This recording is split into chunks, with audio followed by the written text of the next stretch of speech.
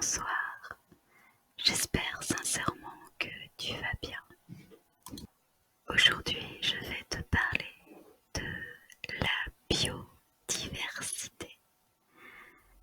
La biodiversité, tout le monde en parle sans toujours savoir vraiment ce que c'est. Tu as peut-être entendu dire qu'il faut la protéger ou qu'elle est menacée, que sans elle, tout disparaît. La biodiversité, c'est la nature et l'homme. L'homme fait partie de cette nature. Il l'a parfois juste un peu oublié qu'il faisait partie de cette biodiversité. En la protégeant, il se protège.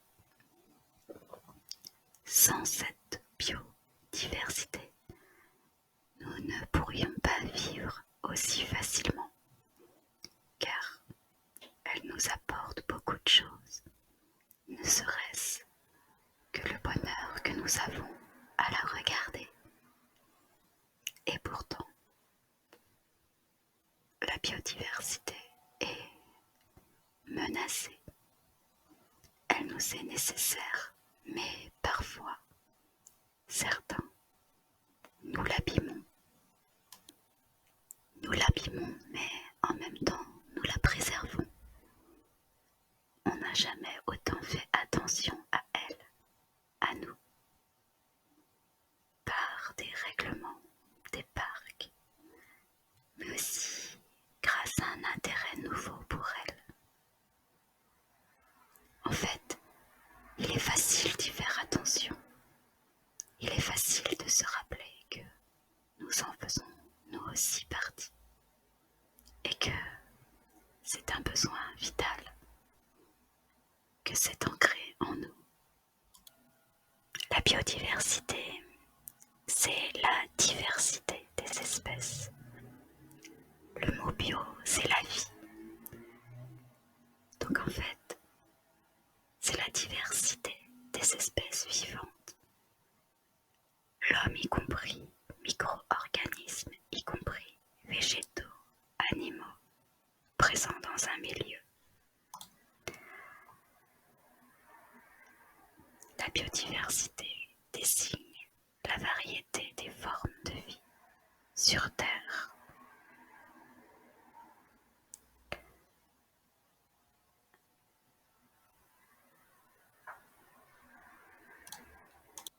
Comment cette biodiversité est-elle répartie sur la Terre?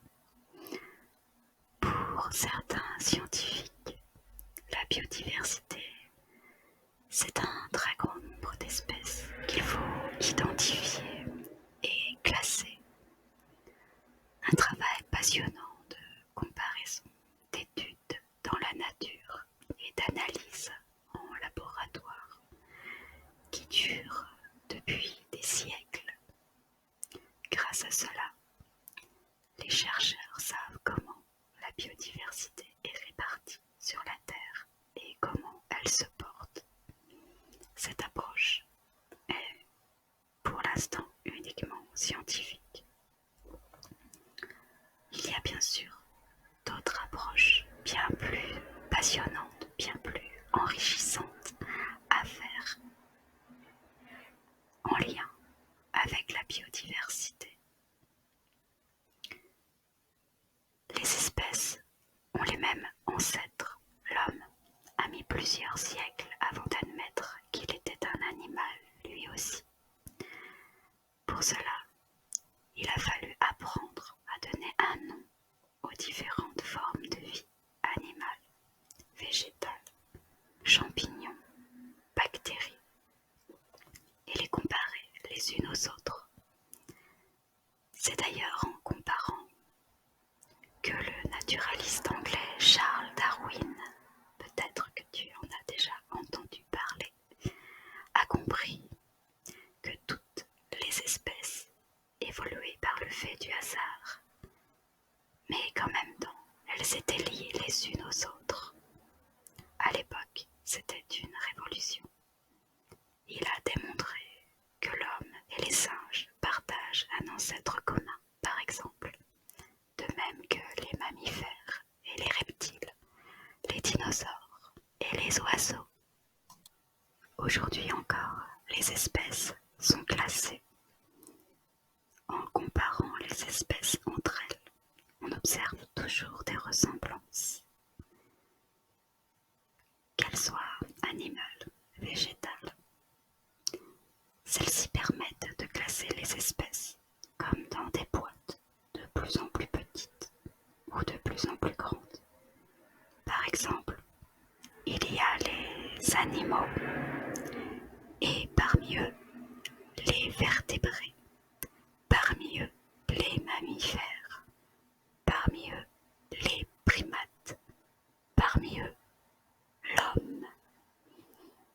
Ces comparaisons se font à partir du squelette, mais aussi des gènes. Cela permet de dire que la biodiversité a pour origine de toutes petites cellules apparues il y a plus de 3 milliards d'années. Combien d'espèces y a-t-il sur la Terre? Difficile à dire puisque tous les jours on découvre de nouvelles espèces et à peine on les découvre, à peine elles disparaissent.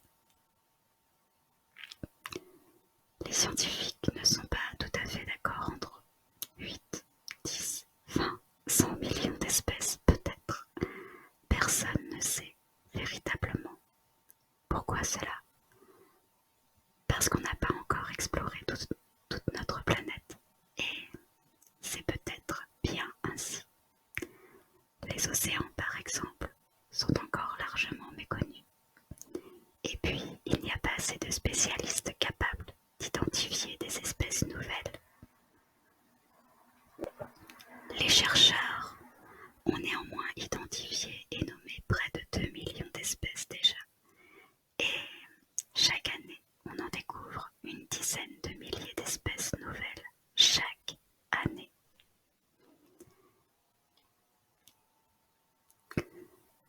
On l'observe beaucoup dans les tropiques, par exemple, car la biodiversité n'est pas la même partout. Elle est particulièrement riche dans les zones chaudes et humides, dans les tropiques, aussi bien que dans les forêts qu'en mer, parce que c'est là qu'elle se développe le plus, tout simplement. En Amazonie, par exemple, on compte autant d'espèces d'arbres qu'il en existe en Europe, mais sur la surface d'un court de tennis. Oui, tu as bien entendu. En Amazonie, on compte autant d'espèces d'arbres qu'il en existe en Europe, sur la surface d'un court de tennis.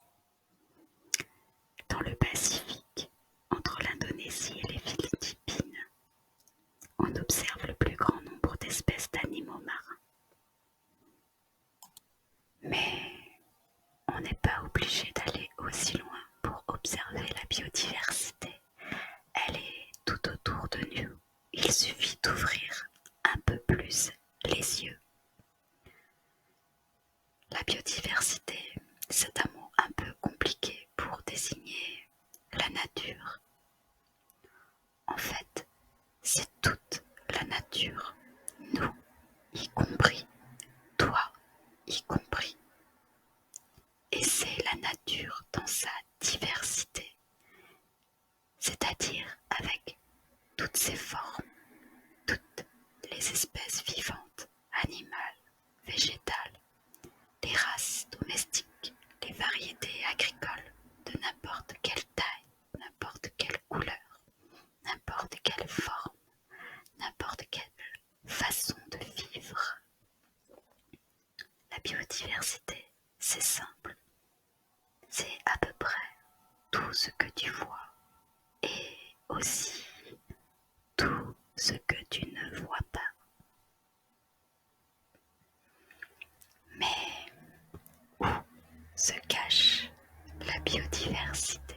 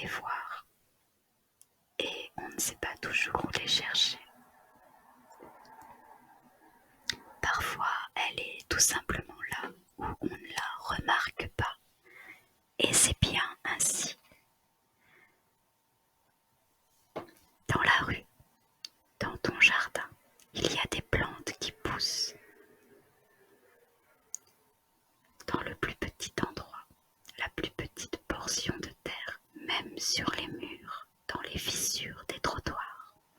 En fait, l'air que nous respirons est plein de graines que l'on ne voit pas et qui poussent dès qu'elles le peuvent. Parfois, on appelait ça des mauvaises herbes.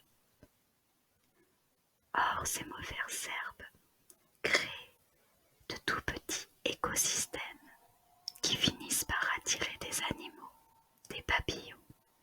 Elles font partie de la biodiversité. Et c'est pourquoi il faut les laisser. Car ce ne sont pas des mauvaises herbes, mais de bonnes herbes. La biodiversité est partout. Elle s'installe partout et se renouvelle en permanence. Personne ne regarde le sol, la terre. Pourtant, si tu l'observes bien, il y a de la vie, et même énormément de vie. Des vers de terre, des mollusques, des insectes, des fourmis, des champignons, et un nombre gigantesque de bactéries, de bonnes bactéries, parfois de mauvaises, mais ça, ce n'est qu'un point de vue. Ça dépend. On en reparlera. Ces organismes contribuent à fabriquer le sol, l'entretiennent en digérant la roche et la matière organique. Sans eux, le sol ne serait pas fertile. C'est pourquoi il faut éviter de mettre des produits dans le sol. Sinon le sol meurt lui aussi en tuant tous ces petits organismes qu'on ne voit pas. Il faut préserver ce sol, préserver cette vie dans ce sol afin qu'il reste aussi fertile. C'est grâce à cette vie dans ce sol, grâce à ces organismes dans ce sol, grâce aux vers de terre, aux champignons, aux bonnes bactéries, que l'on peut faire pousser de bons fruits, de bons légumes et des céréales.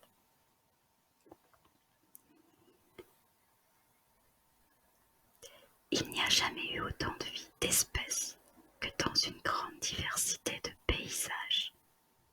C'est pour ça qu'il est important de laisser toute cette diversité. C'est ce qui fait plus de vie. Un ensemble de prairies, de haies, de chemins et d'arbres contient beaucoup plus qu'un simple champ de céréales. Et c'est à la frontière entre chaque milieu, entre une haie et un chemin par exemple, qu'on voit souvent des choses très intéressantes.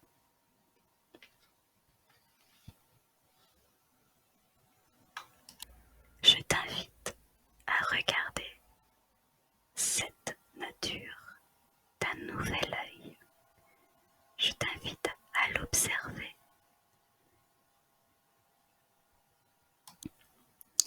La nature, c'est un peu comme un château de cartes.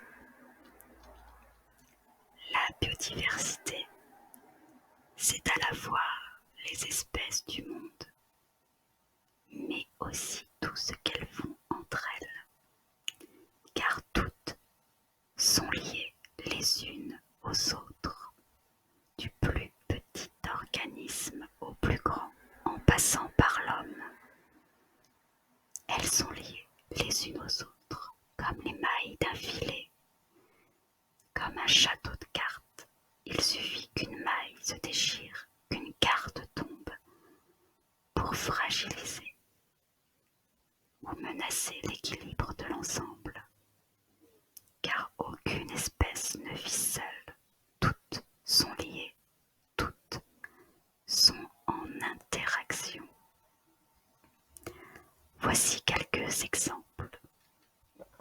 L'oursin, tu sais, ce petit animal marin plein de pics, et la loutre, si mignonne quand elle nage.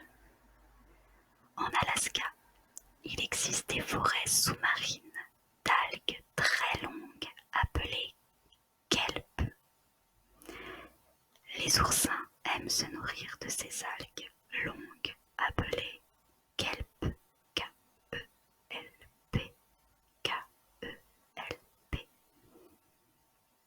les oursins les adorent. Et la loutre, qui adore s'abriter des algues, qui adore s'abriter des vagues dans le kelp, adore manger les oursins. Bref, tu l'as compris, ces trois espèces dépendent les unes des autres. S'il y a moins de loutres, il y a plus d'oursins, et donc moins de kelp, et donc encore moins de loutres, etc., etc. L'Alaska, c'est peut-être un peu loin. Je vais te donner un autre exemple, plus près, présent dans tout le monde. L'abeille et la fleur. La plupart des plantes à fleurs ont besoin d'animaux pour se reproduire.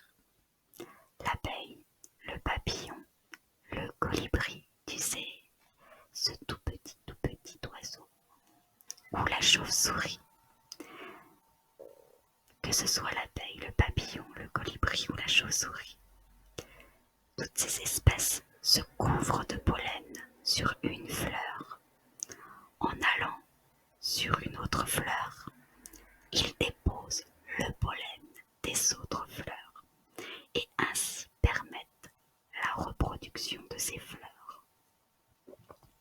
Sans cette association avec des animaux, avec ces espèces, les fleurs ne pourraient pas se reproduire.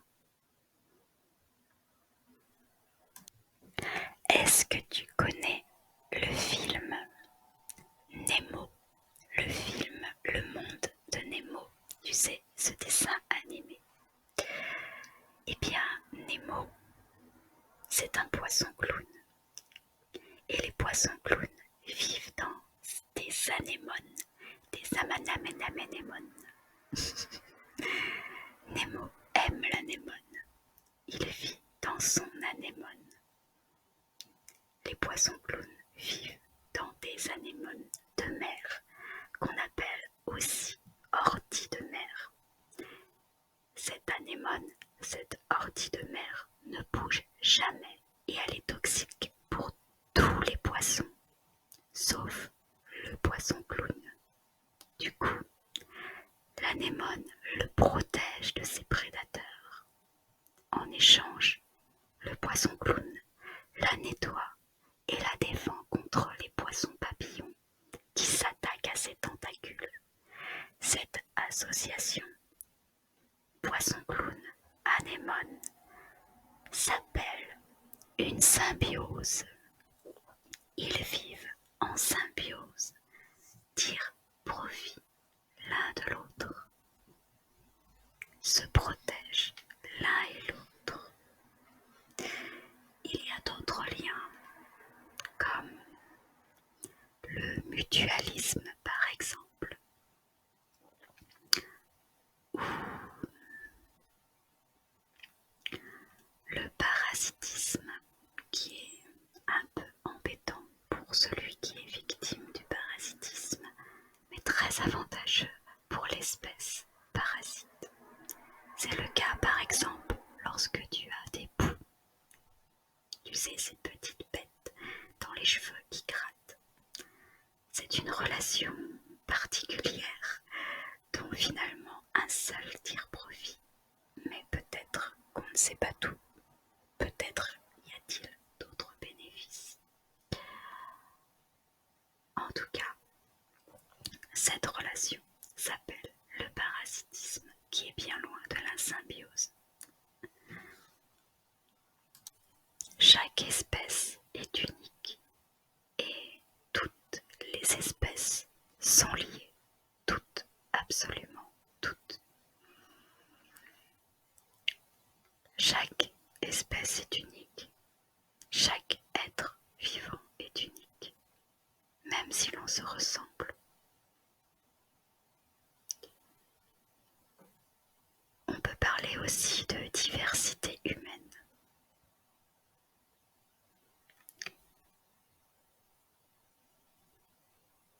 Il n'y a pas plus diverse que l'espèce humaine.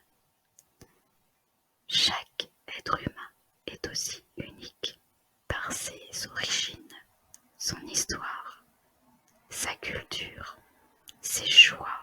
qu'il soit politique ou religieux par exemple, ses aptitudes, ses goûts, ses idées, sa langue, ses défauts, ses qualités, sa personnalité.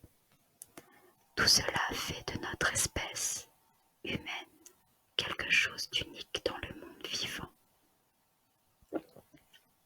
Sa diversité est liée à sa culture, beaucoup à la culture,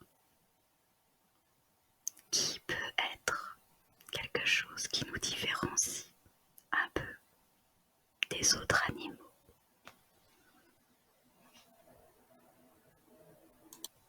Ces animaux, cette nature dont nous faisons partie. À première vue, quand on parle de nature, on ne se sent pas, on ne s'inclut pas dedans.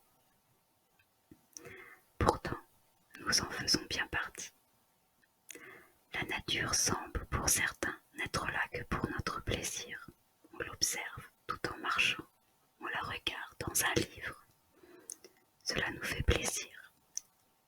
Elle nous apporte en réalité bien plus que cela. Sans elle, sans cette nature, sans cette biodiversité dont nous faisons encore une fois partie, nous ne pourrions tout simplement pas vivre. On mange, on boit ce que nous offre la biodiversité, les fruits, les légumes, les céréales, tout ce que nous mangeons est issu d'organismes vivants. Même l'eau que nous buvons dépend de la biodiversité, car avant d'arriver jusqu'à nous, elle traverse des milieux naturels qui régulent son débit, sa qualité, comme le ferait un barrage. Par exemple, en réalité, la nature nous offre de nombreux services gratuits. La vie ne se monétise pas. Et pourtant, les prairies et les mers réduisent le CO2, par exemple. Même nos maisons sont vivantes. Le bois des chalets et de nos meubles, ce sont des arbres. Le calcaire des murs, des organismes marins morts. Les briques rouges des maisons du Nord, de l'argile en partie, produite par le travail des plantes. La chaux, la paille, le chanvre, le coton, encore de la biodiversité. Même ce que l'on met dans notre maison, la décoration, la mode, nos tissus, nos tapis, nos chaussures, sont fabriqués pour l'essentiel à partir de matières issues de plantes et parfois, malheureusement, d'animaux. Le lin, le coton, le chanvre, le raffia, le coco, la paille, la laine, la soie, le cuir. Les deux derniers, je pense qu'on peut les éviter. Tout ceci, c'est de la biodiversité. C'est issu de la biodiversité.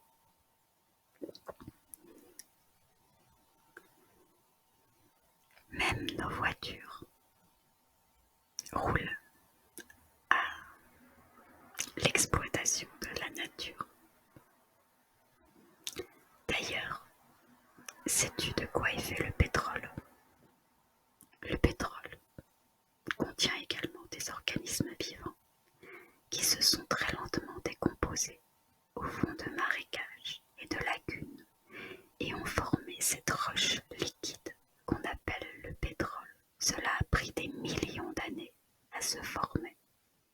Le pétrole, l'essence, le charbon, le gaz qu'on dit naturel sont eux aussi des produits fabriqués de la nature et ont mis des milliers, des millions d'années à se former. Ce sont des ressources issues de la nature qui ne sont pas illimitées. C'est pourquoi il est bien, si possible, de limiter imagination est de préférer quelque chose qui se renouvelle plutôt que quelque chose qui a mis des millions d'années à se former. Alors on parle d'énergie renouvelable, mais cela est un autre sujet. Mais il faut bien que je te parle tout de même des conséquences de cette surexploitation de la nature. Cette surexploitation détruit la nature, détruit la biodiversité.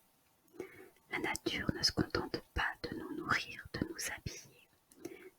Certains écosystèmes agissent en quelque sorte comme des amortisseurs qui nous protègent contre les caprices du temps, contre la force de l'eau, contre la force du vent, par exemple. La nature, c'est un peu notre bouclier. Elle nous assure de bonnes conditions de vie. Par exemple, elle nous protège de la sécheresse. Un sol en bonne santé, qui fonctionne bien comme celui d'une prairie, retient l'eau. Cette eau profite plus longtemps aux plantes. C'est pourquoi, même en été, une belle prairie n'est jamais sèche et peut encore nourrir les animaux qui s'y promènent. En outre, l'eau retenue par le sol va lentement, très lentement rejoindre la rivière. Ainsi, une prairie ou une zone humide se comporte comme un régulateur de l'eau. Malheureusement, à l'inverse, un sol traité, un sol trop souvent labouré, un sol qui n'a plus de haies, qui n'a plus de plantes, qui n'a plus d'arbres,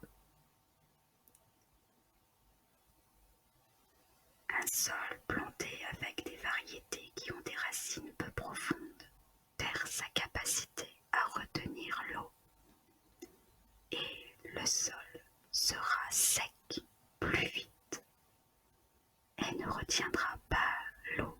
C'est pourquoi il y a beaucoup d'inondations. Par exemple, ce n'est pas la seule cause, mais c'est une cause majeure des inondations qui peuvent se produire sur la planète. Parce que les sols ne sont pas variés, parce qu'on a retiré la biodiversité. C'est pourquoi il est important de la préserver.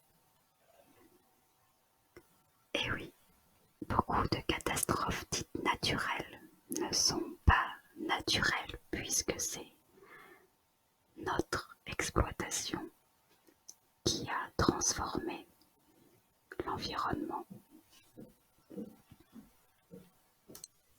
Quand une ville est inondée, c'est souvent parce que l'eau de pluie n'a pas pu s'infiltrer dans le sol. Du coup, elle a dévalé jusqu'à la rivière qui a grossi et a débordé. Quand le sol est recouvert de routes ou de maisons, la pluie glisse. C'est pourquoi il est bien de maintenir des sols de qualité tout autour des villes. Je vais maintenant te parler de la plage. Tu sais, cet endroit où peut-être tu es allé pour bronzer l'été ou pour te baigner. Sais-tu à quoi servent les plages? Elles servent à nous protéger de la houle et des vagues. Sans elles, les vagues arriveraient directement sur nos routes qui seraient abîmées. La plage contient de nombreux organismes qui maintiennent entre les grains de sable. Sans eux, le sable se disperserait. Les mangroves, les récifs coralliens, le corail sont d'autres écosystèmes qui nous protègent eux aussi des vagues. Il existe également des prairies sous la mer.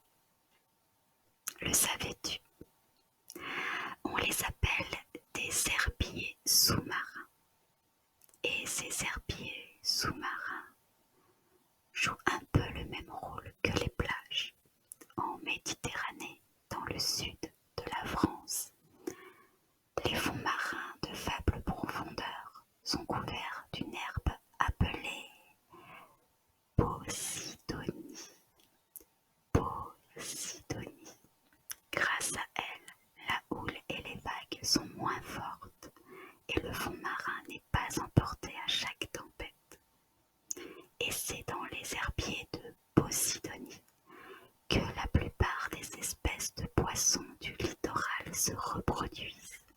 En Bretagne, un peu plus haut, en France, il existe d'autres prairies formées par une autre herbe qui s'appelle la zostère et elle protège en Bretagne de la même façon que la posidonie protège en Méditerranée.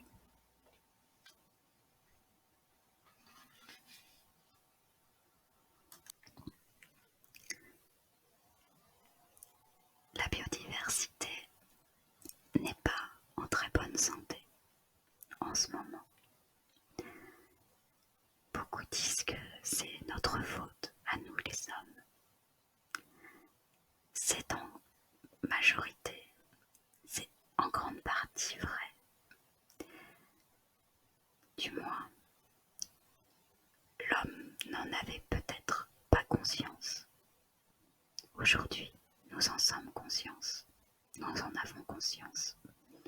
Nous avons conscience que nous demandons beaucoup trop à la nature et que la nature n'en peut plus.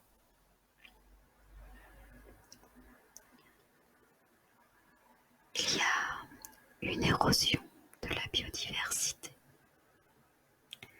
parce que nous surexploitons la nature, nous surexploitons les espèces par la pêche, la chasse, la coupe des arbres, le braconnage, la déforestation et même l'agriculture que l'on appelle intensive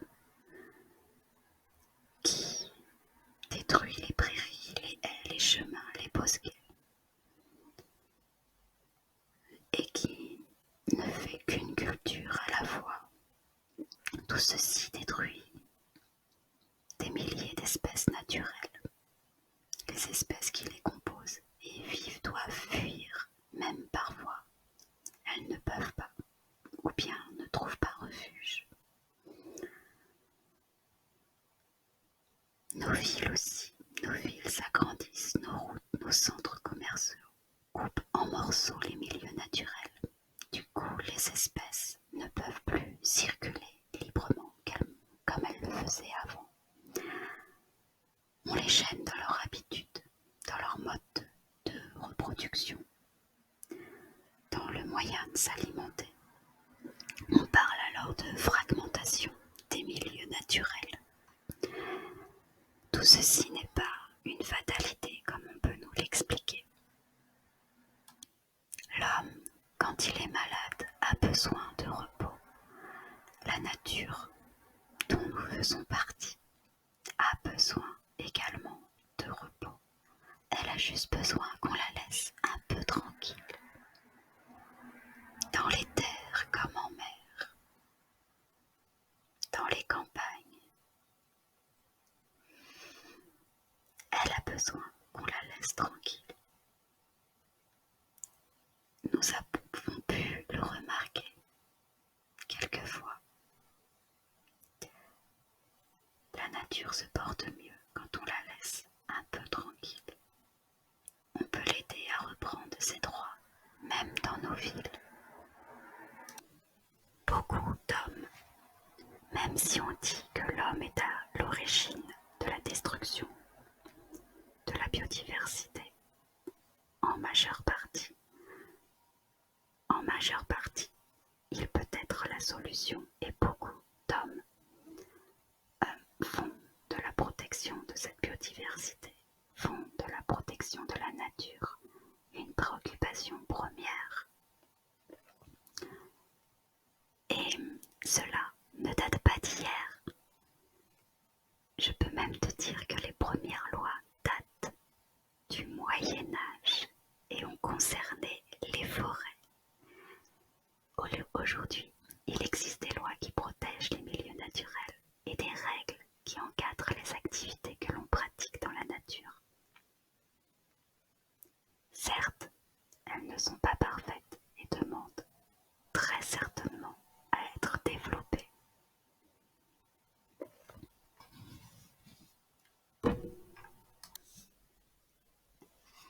Les mentalités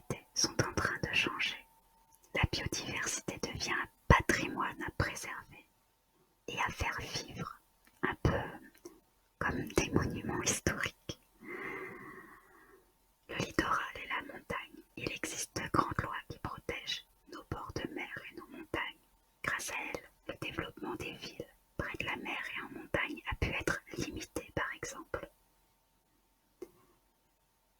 Ces paysages que nous aimons pour nos vacances ont été globalement préservés. C'est parfois difficile car tout le monde veut à la fois protéger la nature et à la fois développer les villes. Pour cela, il existe des règles qu'il faut encore améliorer, des règles qu'on appelle des règles d'urbanisme par exemple.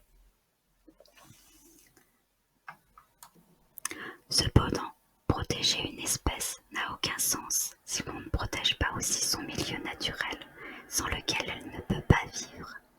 Car, comme on l'a vu, aucune espèce ne vit seule. Toutes sont liées les unes aux autres, toutes sont en interaction les unes avec les autres. Une plante vit en compagnie d'autres plantes qui attirent également des insectes, des oiseaux et des mammifères. La préservation des lieux et des milieux naturels est donc souvent bien plus efficace que la protection d'une espèce. Il est donc primordial de protéger, de préserver ces milieux naturels, mais également de les développer, de rendre ces droits à la nature dont nous faisons nous-mêmes partie. On peut reconstituer des écosystèmes.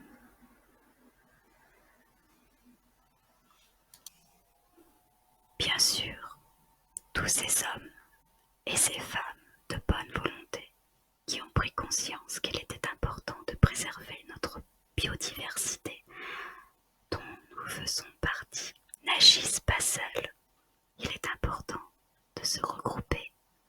Il est important parce que nous sommes tous liés. Tout seul, il n'est pas possible de protéger la nature dans sa totalité, mais avec du bon sens et un peu d'attention, chacun de nous est en mesure de faire beaucoup. La maison, le jardin et même l'école peuvent devenir des cœurs de biodiversité, des refuges, des lieux de vie. Voici quelques exemples de gestes simples qui participent à la préservation de la biodiversité. Par exemple, tu peux marcher, prendre le temps de regarder la nature autour de toi. Tu peux aussi éviter de chasser les araignées car elles sont le signe d'une maison saine. Tu peux éviter de couper les mauvaises herbes qui sont en fait de très bonnes herbes. Les laisser pousser afin qu'elles fassent des fleurs et attirent les insectes qui vont s'en nourrir. Tu peux aussi dire à tes parents ou toi-même, si tu le fais, éviter de tondre la pelouse, le gazon trop court. Tu peux laisser des petits tas de feuilles mortes ou du bois mort également dans ton jardin pour les insectes et les hérissons. Tu peux planter des petits arbustes, des arbres qui font des fleurs pour attirer les insectes et en plus, cela sent très très bon. Tu peux aussi installer des abris pour les oiseaux, les hirondelles, afin qu'ils fassent leur nid sous le toit de ta maison. Tu peux soutenir l'agriculture biologique, manger bio. Les agriculteurs entretiennent nos paysages. Tu peux acheter des produits locaux sur les marchés et bien sûr, respecter les animaux et les plantes. Tu peux te lier à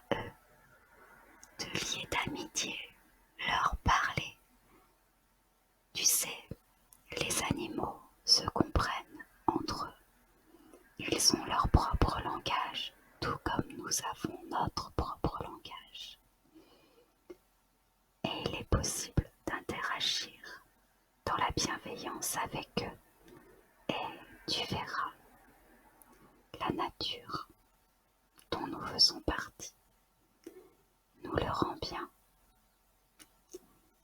Lorsque nous sommes en harmonie avec elle, il se dégage une paix énorme dans notre cœur. Nous savons que nous sommes nous-mêmes en harmonie. Voilà, j'ai terminé de t'expliquer à ma manière ce qu'était un peu la biodiversité. Peut-être as-tu quelque chose à ajouter ou une autre définition. Celle-ci est la mienne et elle l'est aussi pour de nombreuses personnes. Cependant, tu peux trouver ta propre définition et ta propre manière de la protéger, de te protéger, de tous nous protéger, de tous nous aimer. Sur ces paroles d'harmonie, d'amour, de paix entre nous tous, je vais te laisser profiter de ta fin de journée ou de ta nuit pour t'endormir et plonger dans un sommeil